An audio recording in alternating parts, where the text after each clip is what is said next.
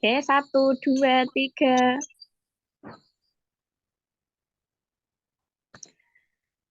Baik, selamat malam rekan-rekan semuanya. Salam sejahtera kita semuanya.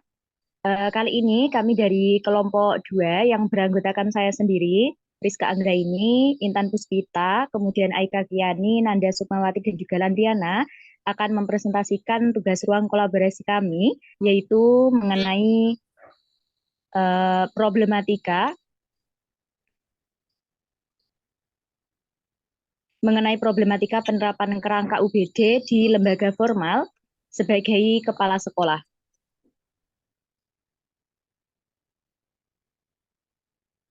Terlebih dahulu, saya akan menjelaskan mengenai pengertian kepala sekolah. Menurut Wahjo Sumijo yang juga dikutip oleh Suparwan dalam bukunya bahwa kepala sekolah yaitu seorang tenaga fungsional guru yang diberikan tugas tambahan untuk memimpin sekolah yang di dalamnya terdapat proses belajar mengajar atau terjadinya interaksi antara guru yang memberi pelajaran dan juga siswa yang menerima pelajaran. Untuk selanjutnya, tugas pokok sekolah akan disampaikan oleh Mbak Aika Kiani. Mohon maaf, akan disampaikan oleh Mbak Nanda.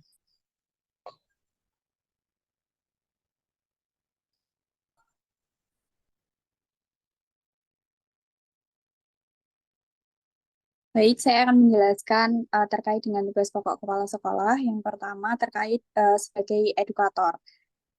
Tugas kepala sekolah sebagai edukator ada 4, yakni yang pertama membimbing guru, yang kedua membimbing karyawan, yang ketiga siswa, dan yang keempat staf. Kemudian sebagai manajer, tugasnya ada 4. Yang pertama adalah menyusun program, yang kedua menyusun personal dalam organisasi sekolah, yang ketiga menggerakkan staf, guru, dan karyawan, dan yang keempat mengoptimalkan sumber daya sekolah. Kemudian selanjutnya, sebagai supervisor, yang pertama menyusun program supervisi, yang kedua melaksanakan program supervisi, yang ketiga menggunakan hasil supervisi. Selanjutnya, sebagai motivator. Tugas yang pertama yakni kemampuan mengatur lingkungan kerja atau fisik, yang kedua kemampuan mengatur suasana kerja atau non-fisik, yang ketiga kemampuan menerapkan prinsip penghargaan dan hukuman. Kemudian yang kelima sebagai administrator, tugasnya yang pertama adalah mengelola administrasi KBM dan bimbingan konseling, yang kedua mengelola administrasi kesiswaan, yang ketiga mengelola administrasi ketenagaan, yang keempat mengelola administrasi keuangan, yang kelima mengelola administrasi sarana dan prasarana.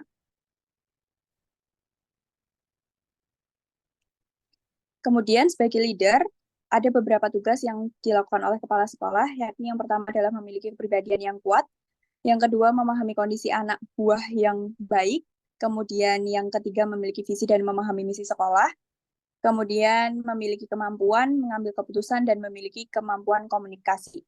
Kemudian sebagai inovator, yang pertama adalah kemampuan mencari dan menemukan gagasan baru untuk pembaharuan sekolah, kemudian yang kedua adalah kemampuan melakukan pembaharuan di sekolah.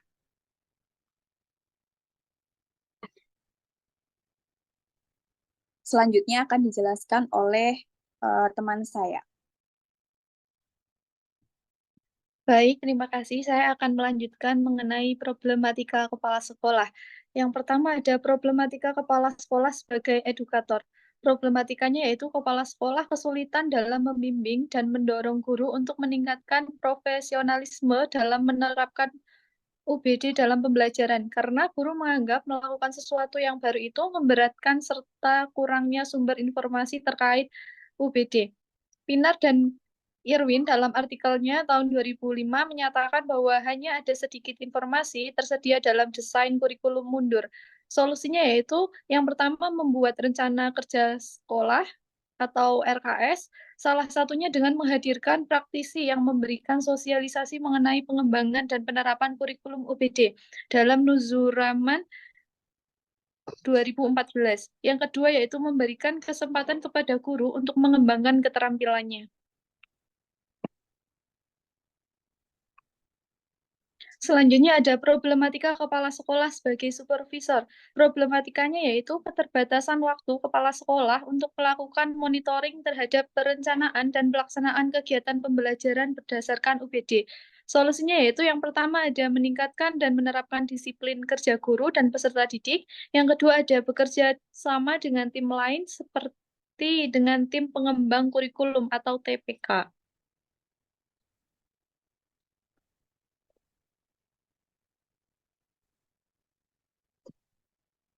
Selanjutnya ada problematika kepala sekolah sebagai manajer. Problematikanya yaitu terjadinya kesenjangan komunikasi antara kepala sekolah dengan pendidik, sehingga kebijakan kepala sekolah yang sudah diterapkan termasuk dalam mengimplementasikan UBD ini sering tidak diterima oleh semua pendidik, karena dianggap melakukan sesuatu yang baru. Ini memberatkan. Akibatnya, implementasi UBD ini tidak berjalan dengan maksimal. Menurut Nuruzaman, tahun 2014.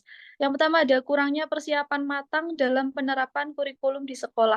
Solusinya yaitu pertama melakukan pembinaan guru agar dapat melaksanakan proses pembelajaran sesuai dengan kurikulum UBD. Yang kedua ada menyusun program kegiatan sekolah. Yang ketiga ada bekerja sama dengan wakil kurikulum untuk mengembangkan program pengembangan sekolah. Selanjutnya ada problematika kepala sekolah sebagai motivator. Problematikanya yaitu guru tidak bersemangat dan putus asa dalam menerapkan kurikulum dengan UBD karena sudah terbiasa dan nyaman dengan kurikulum lama. Yang kedua ada pemikiran guru yang beranggapan penerapan kurikulum lama belum matang dan sudah datang lagi kurikulum baru.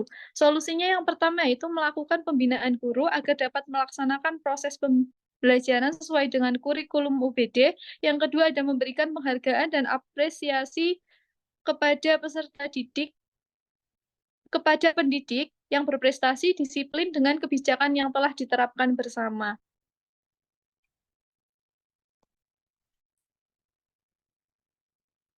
Sekian dari saya kembalikan ke motivator.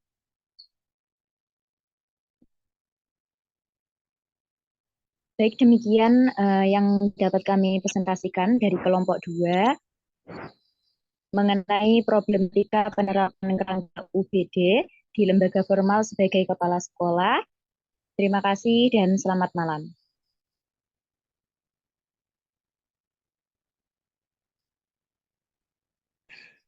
Dah guys.